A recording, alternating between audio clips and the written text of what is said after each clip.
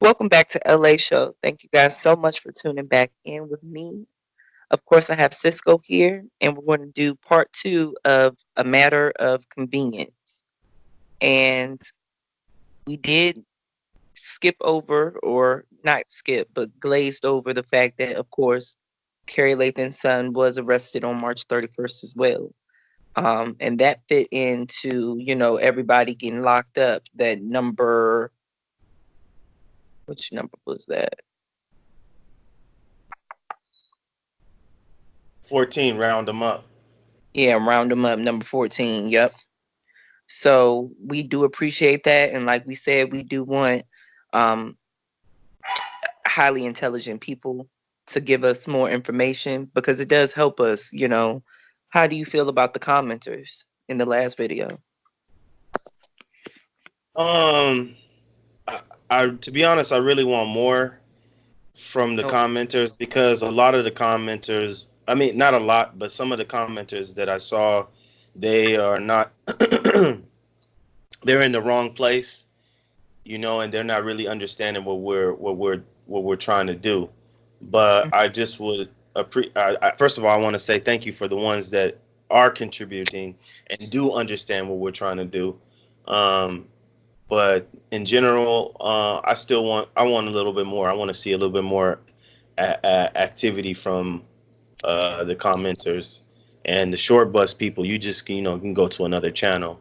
This is not a you know don't come here and tell us to go to another channel.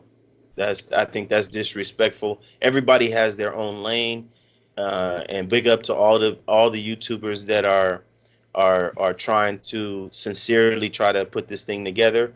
But don't come here to tell us to go see something else. That's true. Well, we have, our installments and we like to do things our way, which is what we told you guys from jump.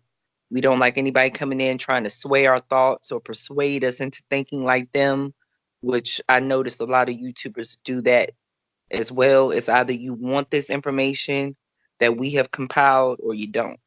So, you know, we can't make anybody stay and we can't make anybody participate. But we do like to see when you guys have knowledge about what you're talking about and can really back up what you're saying. You know, I like that. I love getting those inboxes and, comments and things of that nature, emails. I love it. So keep it up, you guys. Um, you want to start this one off with the number we left off with? Okay, sure. So we're at 16, and 16 is the provocateur and the agitator. On the night of the assassination, people gathered around the Marathon store, which was, very strange that the area wasn't closed off for investigation. Correct. And a melee ensued, and that further contaminated the crime scene. I'm almost sure that the cause of that melee would have been a provocateur and or an agitator, just to further contaminate the crime scene. Mm. I mean, I found it very interesting that from the jump, we saw a lot of people around the crime scene right after it happened. We see Right, one guy in the camera footage actually run away and then come back to the scene. right. People going So, in and out of the yellow tape.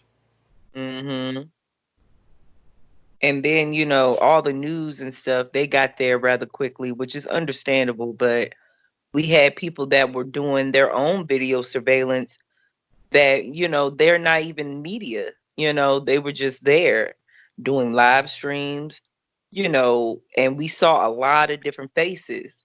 So I guess people can't necessarily be upset that now that we have these YouTubers dissecting these videos and a lot of people are seeing their face pop up in these videos and are getting rather upset, threatening lawyers and retaliation because their name have been brought up. But you know, you pretty much put yourself on a crime scene. Right. And as far as the LAPD goes, they didn't necessarily do their job to keep it contained, in my opinion. And I agree. Okay. So number 17, the Ghostface Killer. Eric Holder has basically no online presence, not no criminal history, or any social media account that can be verified. Not to mention, there is another person who has the same name and date of birth living in Long Beach, which leads me to another unreleased show we will have. The real Eric Holder stand up.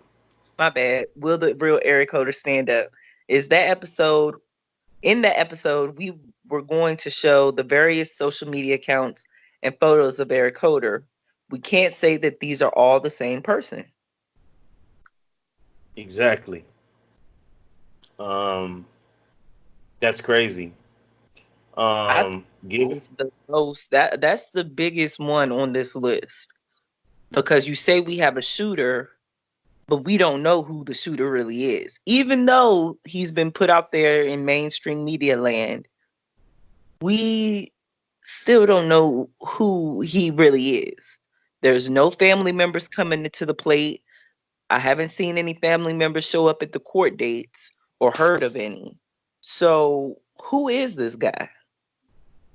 right. And since since we put this together a lot, I don't know when I sent you this, but it was a while ago. But since then, allegedly his father has passed away, and even that hasn't been confirmed yet as well. This is allegedly the fourth family member, allegedly, that has passed away in his life. Right. And we still don't even have names on those people. We And know that LA can go ahead, Junior. man. I'm sorry, we do know that Eric Holder is a junior. We know that from the Yes. testimony, I mean, from the transcripts. Those transcripts opened up when I saw that at the end. Remember that? Remember how shocked I was? I was like, wait a minute, whoa, whoa, whoa, whoa, whoa. Right. Junior. That was interesting because the whole time he was being referred to as Eric Holder. Right. And we were on this right on the same moment that this incident happened, and LA can attest. I was telling her that he's a ghost, and the reason why is because this, you guys may have come on because of the Nipsey Hussle case, but we've worked other cases, and when it comes to LA County, and it's pretty easy to find people's criminal past, you Yep. know. Whereas this guy, he's just like a ghost. I mean, if we think about it, we've seen that before, haven't we, in history? Absolutely, absolutely, we haven't seen it in history, and then not to mention all the fake accounts within, I'll Now, say 48 to 72 hours after Nipsey's been shot. that was All crazy. these fake accounts are or accounts that appear to be fake. You know, If and I'm you're a, pretty good at. if you're a rapper, you're gonna have one main account, and maybe they account for your music. But this guy had, within, like Cisco said, within 48 hours of his announcement being the shooter, this dude had a ton of different accounts. You I, I know, want. I want to even say before. I want to even say before he was announced as the shooter. yeah, they I want probably to did. say, yeah, I want to say within not necessarily 48 to 72, within 48 to 72 hours, you had all these different accounts. You Because we're know, running around here free for what, a day and a half.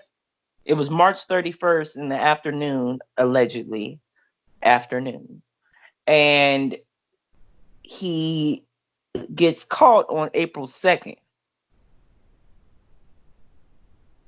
So within that time frame, Mm-hmm. that's interesting. I mean, I don't even know which other way to call that. Right.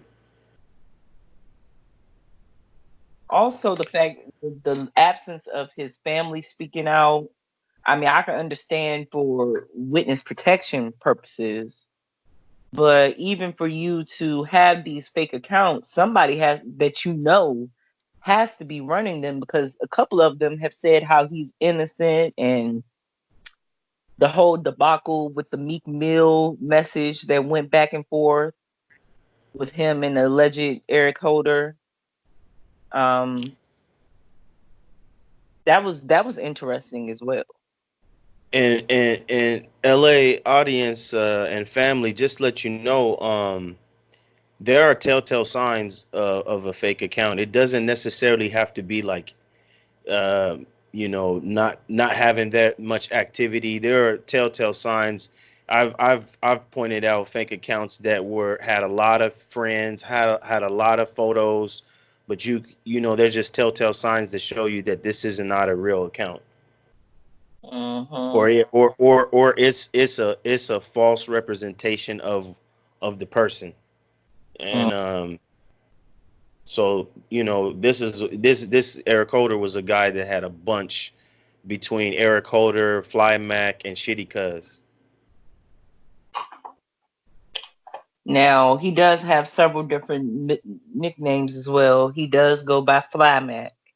He does go by Flyback. He does. He goes by Shitty Cuz, which is what people knew him around the neighborhood as. And I do believe the Fly Mac was more so towards his music. But Eric Holder Jr. is who we need to be searching. He is a junior. Just keep that in mind, you guys, because I feel as though that's going to come back around and slap us in the face. I really do. Because it's something that it didn't sit right with me when we have real documentation, court documents right here in our face, and they blase over the fact that he's a junior, the whole case or the whole transcript, and then boom, at the end, oh, well, he's a junior, you know? I mean, John McKinney almost blew my socks off when he did that. Right. So interesting. That's a good one. You want to go to the next one? Okay, so number 18 is the Disappearing Act, and this is why did Christopher Darden come on and quit the case? And I'm not saying that I don't have an answer. I'm just posing the question. And one of the things that was around social media is how did he afford to pay for the attorney? I'm not saying this is the reason, but I will give you just from not necessarily Christopher Darden's point of view, but from a lawyer's point of view, this is the kind of case that you would kind of do pro bono, just for the simple fact because you're doing this case of this magnitude is good for that lawyer's career. Um, why he signed on and why he signed off. Signing on is because we know he was part of the O.J. Simpson trial, which was another psyop, another psychological operation, and it's unfortunate that people still hang the tag of guilt on O.J. Simpson when people, if you, that's a whole nother case that I did research in depth, and O.J. Simpson did not kill. Um, Ronald Goldman and Nicole Brown Simpson. He did not kill those people, and thorough research will prove that. But it's unfortunate that it's pretty much on the tongue of most people that you talk to, and even comedians make jokes, celebrities make jokes about it that he's guilty of that crime because it was a psyop. I won't go into that, but it seems ironic that Christopher Darden was a part of that, and then he goes in to another case that seems to be another somewhat of a psyop because of the ambiguity of this case. It's so many question marks and so many moving parts and so many things that are confusing and that don't make sense, and they're, you know, and that's why we've called this a matter of convenience. Yeah, because I mean, it was mighty freaking convenient for Eric Holder to pop up on the scene with a top lawyer like Darden, man. Right. You know, that Right. took a lot of people's breath away when we seen him representing that man. And you talked And he about him. could You talked go about ahead, him go ahead. in on the case, but what about him leaving out?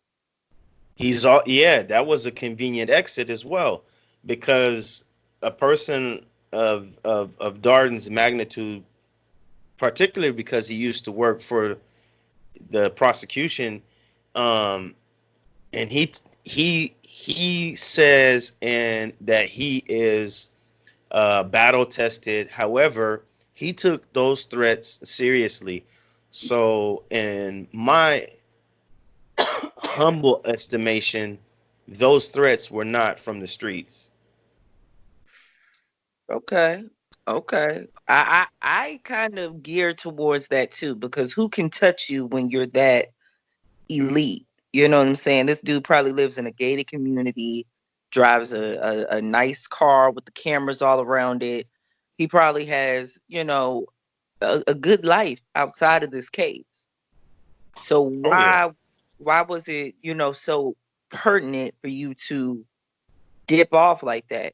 Unless somebody really close to you said, "Hey, let me tap you on the shoulder real quick and let you know that what you're doing, you know, if you defend this guy and you say anything outside of what has been put out here as the script, you're gonna get got too." But it's okay for Llewellyn Young to represent him. Now that's You know. interesting as well. Is Lowen Young in any way connected to Darden? Has she ever worked up under him? You know, that's something that we need to try to see too, because she's a doggone good lawyer. From the cases Well, that she to me she worked by out of the same office. I mean, oh, she works for LA County. true. So they had to have crossed paths at some I point. mean, even though she's a defense attorney, All the lawyers cross paths. well, All she's a public defender. So the public defender and the prosecutor, that's all paid for by the same entity. yeah, yeah. Hmm.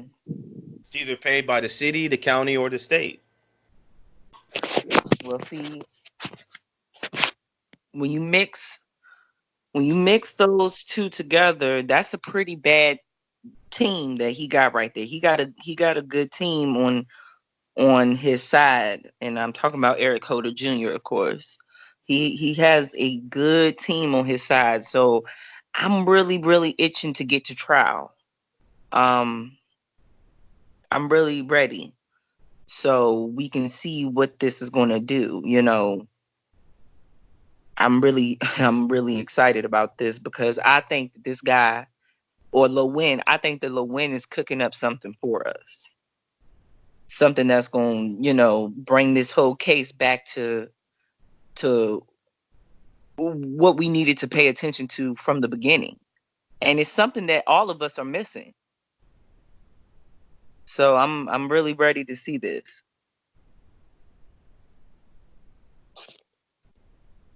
As far as the next piece, number 19, that's my bike punk. The Yeah, move that's my bike, punk. the moves Crips LLC made, Rock Nation making big money off of Nipsey Hussle's painting and making money off of his clothing and Music. his music. Yeah. Um, Marquise Dawson, is that his last name? Yeah. Marquise Yeah. Dawson, Marquise Dawson. Mm-hmm. having a different vision from Nipsey. And you made me go through that. I'm gonna talk about that. The custody battle with his child and the blueprint that others are copying, which isn't a bad idea. It shouldn't take Nipsey's death for the local community to jump in and participate in the gentrification of South Los Angeles. The game and prolific clothing line is another thing that stands out as well. So basically, what you're saying in this piece is that people are just taking Yeah, from this man's death, and how some people profited, some people got assets. A child is an asset. Some people didn't necessarily agree with his philosophy within the neighborhood, and you made me look into that. I yeah, appreciate it. right. Yeah, because that was good information. If you haven't already been privy to Marquise Dawson, he was not in our players video, and that's because he was very behind the scenes. Right. He is, actually politically connected. So yeah, But it's he clear that Nipsey's vision and Marquise's vision was not the same. no, no. Now, what Nipsey wanted to do was build up within the neighborhood, which is a good idea. He wanted to invest in different job opportunities, different ways to stimulate that community. However, Marquise had a totally different outlook on that area. And Um, the property, specifically the property as well. the property. The marathon, the vision of Nipsey with the marathon store and Marquise's vision of that specific property is Hmm. much different. They were not on the same page. Hmm.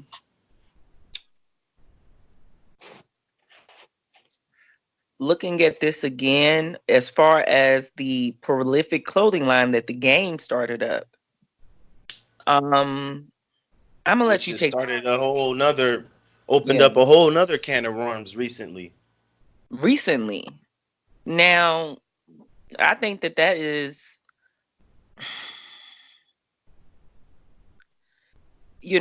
I could see how hurt the game was in the beginning when Nipsey was, first murdered, and how it did, you know, physically you could see it. It affected him.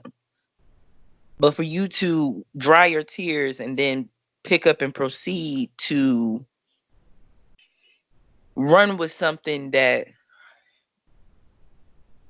is going to financially benefit you, or so you say that the kids will be financially benefited, so you say, it just is weird. It's weird that you took something that's tatted on this dude's face and you just ran with it, pretty much. I'm I'm gonna go with Big Face 100 and say he's an actor and opportunist in the situation.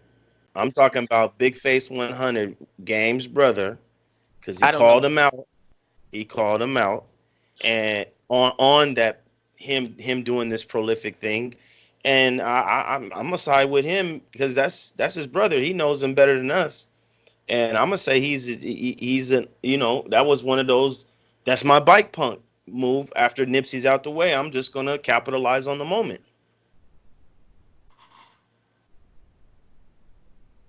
Now, if his own I mean, brother is, if you wanted to really, uh, let's say, honor Nipsey and his death, why wouldn't you create a whole clothing line and call it the Nipsey Hustle collection? If even you could do that legally, but you could say this is a collection inspired by Nipsey Hustle. You don't have to take one of his names and roll with it. You know what I mean? okay. I mean, that makes sense to me. That's just bottom line. um, I like the fact that you added in there that it shouldn't have took his death for the whole community to wake up and see the gentrification and the movement that was taking place. But that's where we all are. A lot of us are asleep, and a lot of us like to walk through life like nothing is happening, and like we don't need to start thinking about ownership, and we don't need to start thinking about investments. And it's really sad, this generation, and I'm within it, but it's just really, it really is it's sad, to say the least. People do not think until after a tragic situation is happening. You know, it just is terrible. But I like We've that you we've in there. we've been bred generation after generation after generation, pretty much um, post the industrialization of America, to not really join hands and work together on an economic front. Mm, And that's just, it was a person like Nipsey who was trying to bring that back, but the powers that be and the oath. Yeah, I know some of y'all don't like this, but I'm gonna say it again. Some of these, I'm gonna use some coded speech, but those who know what I'm talking about know what I'm talking about, and if you don't, you don't. Uh, but the oath takers and the line towers are the ones that are always disrupting anytime black people put their hands together and try to do something together. yep. And that's just what it is. Yeah. There are people that will put you down within your own race. Within your own race. We put each other down so much that we don't even know how to look up. And that may go over a lot of people's heads, but you know, we got to uplift each other. We got to know that black dollars matter. We make major moves politically. We make major moves economically. Stuff don't move around this world unless we put our dollars to it. Trust me. But we'll wake up eventually. I have hope. That was a good one, Cisco. You want to go to the next one? Okay, number 20 is let's muddy the waters. And before I get into this, in any assassination of significance, um, the people behind the assassination, it is uh, an effective tactic that they use is that they muddy the waters of information. So Mhm. as I get into this, I just want to put that out. So what I said on this is conspiracy theorists, speculators, disinformation agents, information hackers and leeches, sensationalists, stories for money and for views, YouTube channel warriors and their chat room goons, charlatans, egomaniacs, and the mentally challenged. All this does when they add their 2 cents into this, it just all it does is muddy the waters and it makes the facts unclear in the pursuit of the truth. And I'm not naming names, I'm not pointing any fingers. I hope nobody gets in their feelings because I said it like that. But I'm just talking about in the pursuit of the truth, all of these things become factors in muddying the waters. And all you have to do is to go back to a previous video that me and LA did about the similarities of the Martin Luther King assassination. It took the lawsuit and Dr. William Peppers and people like Judge Joe Brown and Steve Coakley and Dick Gregory to bring out all of the facts because the water had been muddied, and it was Mhm. this conspiracy theory and this conspiracy theory and this person raising their hand over here. Oh, I know. And the same thing was done with the Malcolm X, same thing with JFK, Robert F. Kennedy, and any assassination. It always happens, and it's happening right now with Nipsey Hussle.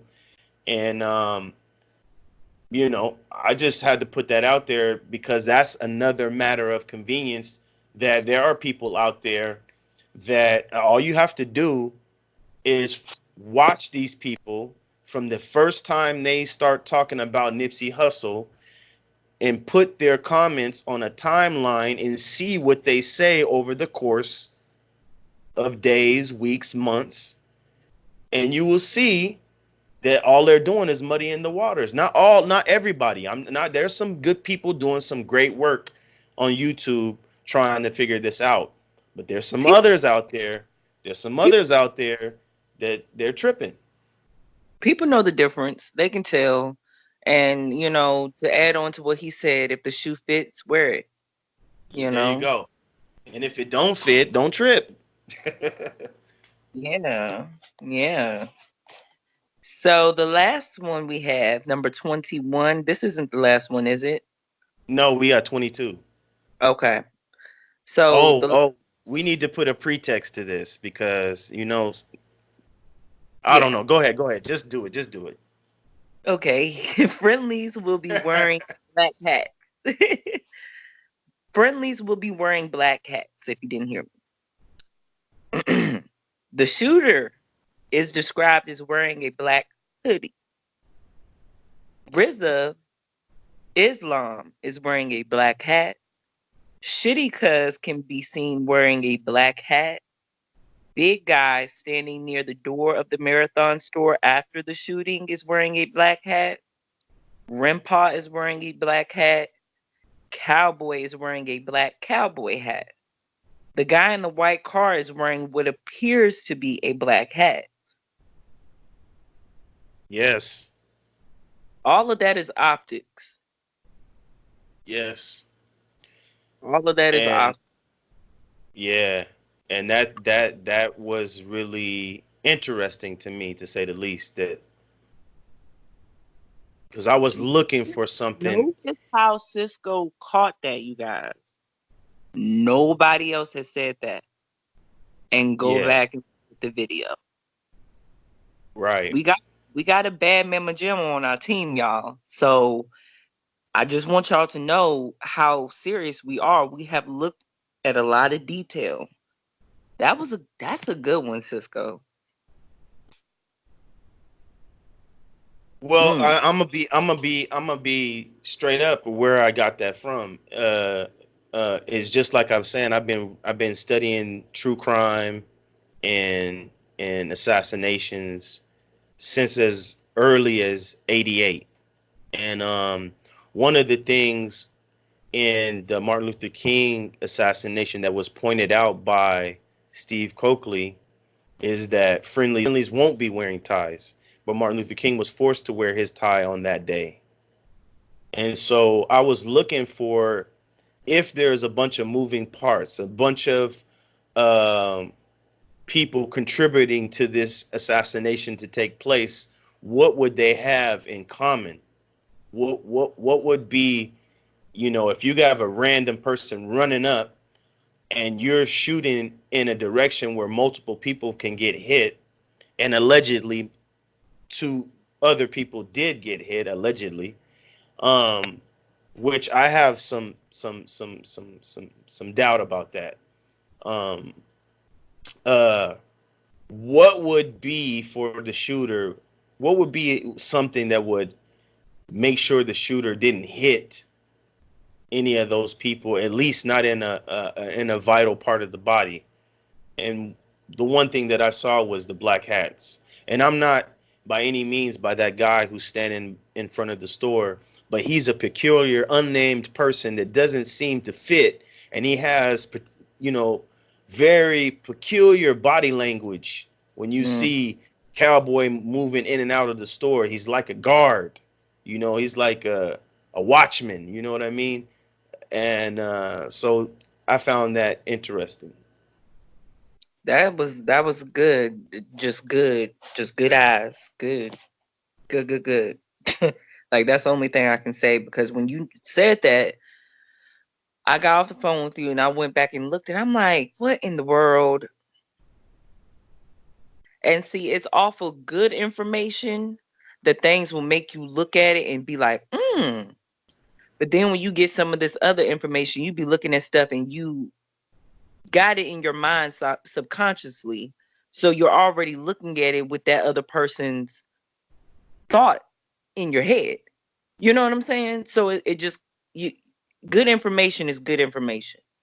Just take that in consideration, you guys. hmm. I don't have 22. Okay, number 22 is hear no evil, see no evil. And that's about the security hold on the autopsy report. The state of California's autopsy reports are public information, but in this case, law enforcement has put a hold on them. And we want to try to verify if that hold is still on, but we know that it was early on, within about a month after the shooting. Uh, there was a security hold put on by law enforcement. So hopefully we'll try to verify if it's still on, and that's very interesting because the person, if we go back to the grand jury transcripts, the Mhm. person who actually did the autopsy did not speak at the grand jury. This person only reviewed the notes, and that was very interesting. Very interesting. I mean, I just, mm, a lot of people have said a lot of different things about their medical expertise. I remember, the whole thing about no blood, and then people were replaying the mom saying that at the BET Awards. And then I remember the chest compressions were a problem because you're not supposed to give them while he has wounds to the chest. And No mouth to mouth either. If you have wounds to the chest, you're not supposed to give no mouth to mouth mouth. sound. And I was just very taken aback by the whole crime scene itself. You know, I was I was very taken aback. If you're saying that his items were all in a crescent moon shape, and you know that stuff didn't fall there like that. So No, those are why ain't nobody over here taking pictures of this? You know, why isn't this being baggied up? And I don't know, but okay. those are all significant but ambiguous facts that we heard out his mother's mouth. The Correct. crescent shape. Now about the blood, just for the YouTube streets, um, not everybody when they get shot, it's not like the movies. There's blood splatter everywhere, even sometimes on a head wound. Sometimes the first of all, according to the grand jury transcripts, the head wound with Nipsey is a graze. It's an in and out underneath the skin. It didn't penetrate his skull. Um, Mm-hmm. but back to the blood thing, you don't have to. You might have internal bleeding. You know, it all has to do with the cal. This is ballistic stuff. The caliber of the bullets, what kind of grain it was, how close it was. There's a lot of different factors to whether or not a person bleeds out or not. So don't for the LA audience and family, don't trip on that. The fact, don't let that get you into conspiracy land just because he didn't have any blood, and people are talking about the size of his leg. People are talking about the size of his legs like the man. Mm-hmm. Don't get into that. Those are things that'll take you into conspiracy land, and it will take you away from the facts. Let's just stick with what is known. What is known is the man was shot X amount of times, and there was very little blood on the scene. And we got to deal with that.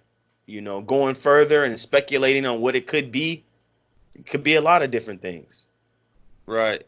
And at the same time, I'm not trying to tell you guys to not believe your eyes. There's a lot of suspect things, but things being suspect is not a definitive point. You just have to just note that down that it's suspect, and you just got to keep moving on in the path of trying to understand it. But don't draw a conclusion on things that you see that are suspect. But I'm not telling you to not believe your eyes. There are some people were talking about the chest compressions when he's getting in the ambulance.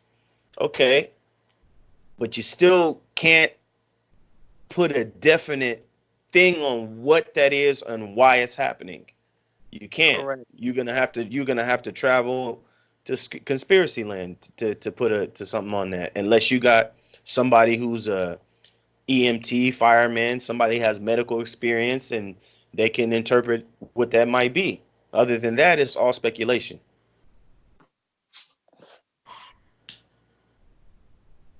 That's true. Ooh, I got another one, 23. I forgot I told you about it, but I think we should share it. Go ahead. The comment. So number 23 is gonna be it ain't all good in the hood. Okay. It ain't all good in the hood. Okay. On Alonzo's show, Street TV, there's a interview with Little Sody, who is another rapper who happens to be from the A Trey Gangsta Crips, which is one of the main rivals for the Rolling 60 Crip. In that interview, Little Sody says that my whole hood is behind me. Nipsey don't have his hood behind him. Now, these aren't my words. This is what an enemy in terms of gangs is saying, because they had two diss songs, and he was just giving some background information about why he did the song and da da da da da. But he was saying that Nipsey didn't have his hood behind him. And there is another interview, two interviews from the OG Melvin, who says when he first got a call, he says, "What? Hey man, leave that alone. That's some internal stuff. That's their business. That's not our business." Hmm. We have to. That's a fact. It doesn't mean that it's the truth, but that's a All right. fact, and it's worth mentioning Mm-hmm. that Nipsey had allegedly or potentially some enemies from within the 60s. Hmm. You can kind of go along with that notion based on I can't think of that guy who's part of the Slauson Boys. What's his name? Oh man, he has a couple songs. If you listen to the lyrics, it kind of goes along with that. And also from the interview with Black Sam, he says he doesn't know who to trust. So Mm-hmm. again, Mm-hmm. I'm not blaming the 60s. I'm simply pointing out the facts. This is what people said. Okay? That's all I'm saying. Well, like I said, this is a brother who was making changes and doing things that only he could do, you know. So everybody can And sell that clothes, everybody can, try to mimic and copy and do whatever he did, but he could only do it. What right. person could bring a smart store to America? I mean, just the things he was doing, man. That's crazy. Let's sweeten that up. What gang member, what rapper could do it? like he was doing it. I don't know. You can't name too many. Hmm. Well, we have been on here for a while. We gave them a good show, a good second part to this, a matter of convenience. Um, like we said in the beginning, comment down below if you have any more to add to this of your own convenient things that just so happen to happen in the midst of this horrific situation. And people are still trying to get down to the bottom of it because it did hurt communities. People were affected. So within our community, we should be aware. You know, there are COINTELPRO, there are agitators, provocateurs, there are ghosts running around here who you don't even know that can run up and pop you. Who shot you? Right. So I hope you guys, just stay focused and don't let certain things get in the way of what we're trying to do, which is find justice for Nipsey Hussle. We'll be back again with some more. Y'all have a good one.